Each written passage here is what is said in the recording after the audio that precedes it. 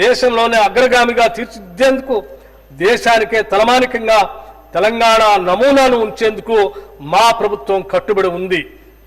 తెలంగాణ ఉజ్వల భవిష్యత్ మనందరి ఉమ్మడి బాధ్యతగా గుర్తెరగాలని సవినయంగా మనవి చేస్తూ ఈ బృహత్తర యజ్ఞంలో అందరి సహకారం కావాలని కోరుకుంటున్నాను.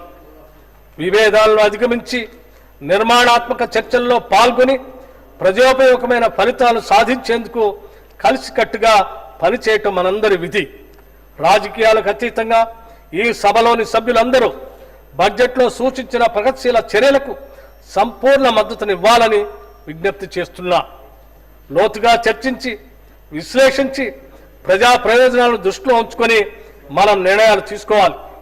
నేటి మన విధానాలే రేపటి తెలంగాణ నిర్మాణానికి ఉపకరిస్తాయి.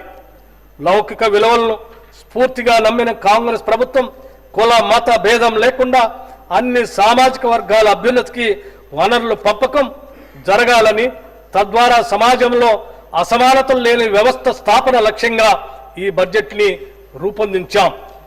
2025-26 బడ్జెట్ అంచనాలు 2025-26 ఆర్థిక సంవత్సరానికి మొత్తం వ్యయం 3,04,965 కోట్లు.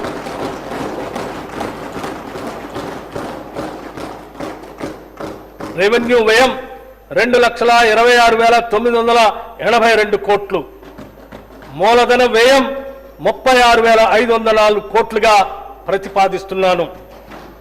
2025-26 సంవత్సరపు బడ్జెట్ ప్రతిపాదనలను పరిశీలన, చర్చ మరియు ఆమోదం కోసం ఈ సభకు సమర్పిస్తున్నాను. తెలంగాణను ప్రగతి బాటలో నడిపేందుకు మీ అందరి మద్దతును హృదయపూర్వకంగా ఆశిస్తున్నాను. జై హింద్, జై తెలంగాణ.